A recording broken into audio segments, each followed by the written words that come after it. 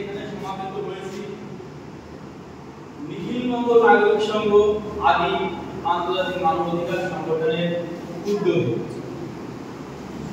এখানে ইতিপূর্বে যারা যে সমস্ত আলোচনা রেখেছেন তাদের মধ্যে কোনো আলোচনায় কেউ কখনো রাজনৈতিক আলোচনা হিসাবে ধরবেন না, কারণ আমাদের এটা রাজনৈতিক সংগঠন না।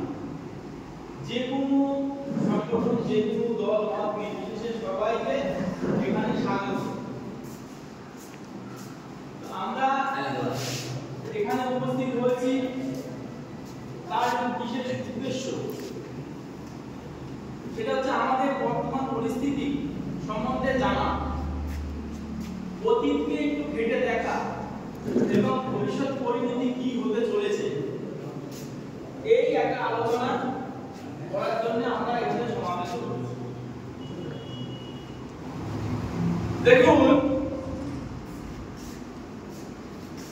আমি 2006 সাল থেকে এই সংগঠনে যুক্ত হয়েছি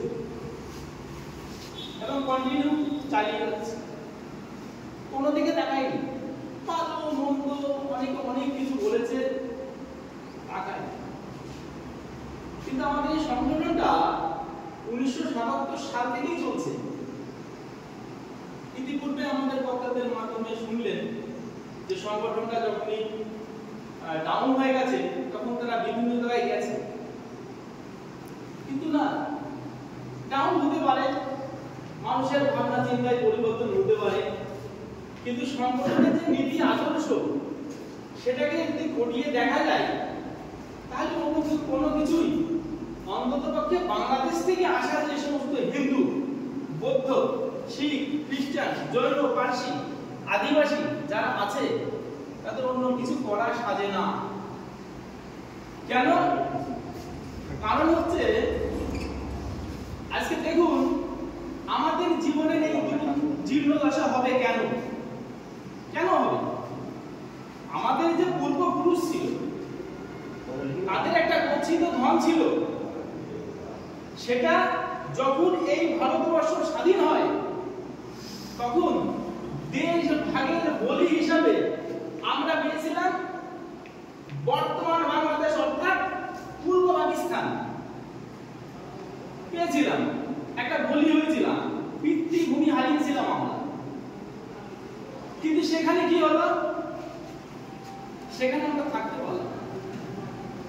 আমাদের ঠাকুমা, আমাদের দাদু, তাদের মুখ থেকে শোনা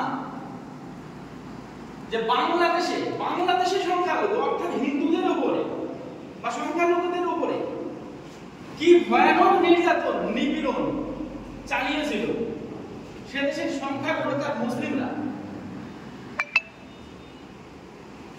এইভাবে চলতে চলতে আমরা দ্বিতীয়বার আবার বলি হলাম। কি করে?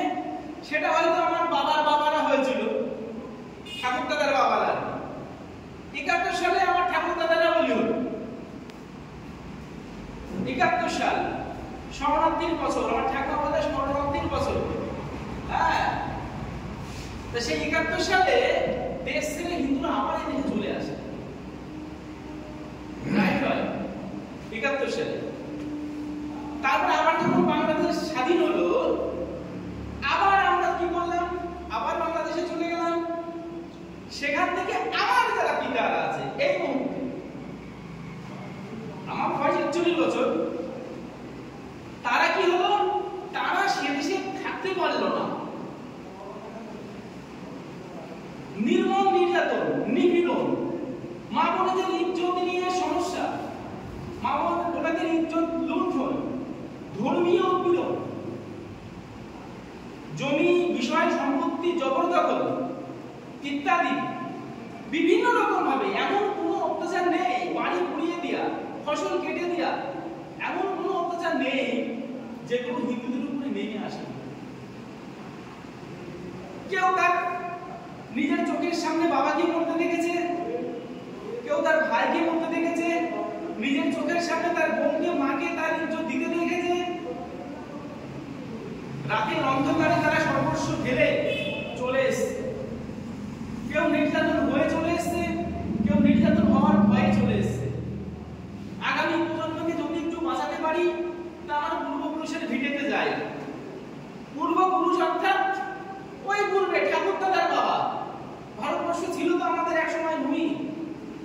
ভারতবর্ষকে হিন্দুস্তান মনে করে, নিরাপদ ভূমি মনে করে তারা এই দেশে চলে এসেছে।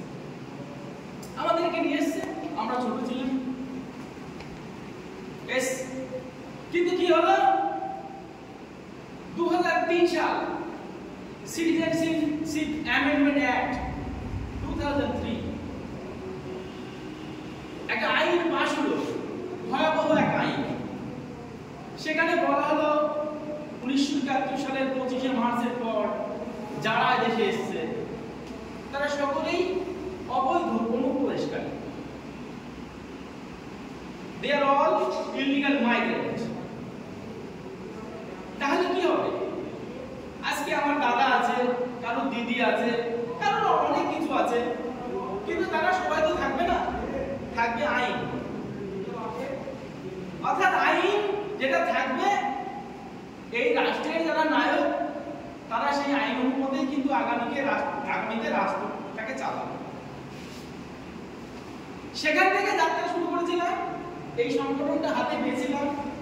এই সংগঠনের নীতি আদর্শ দেখে ভালো লেগেছিল, দেখেছিলাম আমাদের শুধু এটাই করা উচিত, এছাড়া আর কোনো কিছু করা উচিত, অন্য কিছু আমাদের জন্য নয়।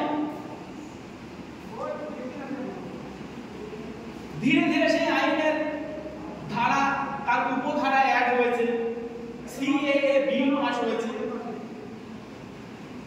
সেখানে 2014 পর্যন্ত যারা এদেশে এসেছে তারা সিএএ তে আবেদন করতে পারবে, অর্থাৎ সিটিজেনশিপ অ্যামেন্ডমেন্ট অ্যাক্ট, যেখানে আবেদন করলে তার বিভিন্ন প্রক্রিয়ার মাধ্যমে, ভেরিফিকেশনের মাধ্যমে ভারত সরকার একটা শংসাপত্র দিচ্ছে।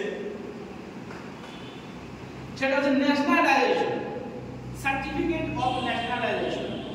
অর্থাৎ তোমার টোটাল বায়োডাটাকে গভর্নমেন্ট মান্যতা দিল, তুমি বাংলাদেশে তোমার বাড়ি ছিল, অমুক জেলায় বাড়ি ছিল, তোমার বাবা, তোমার ভাই, তোমরা কয়জন কি ছিলে ইত্যাদি সমস্ত ডেটা সেখানে ইনপুট করে তুমি ওখান থেকে ধর্মীয় উৎপীড়নের কারণে জীবন বাঁচাতে এখানে চলে এসেছো।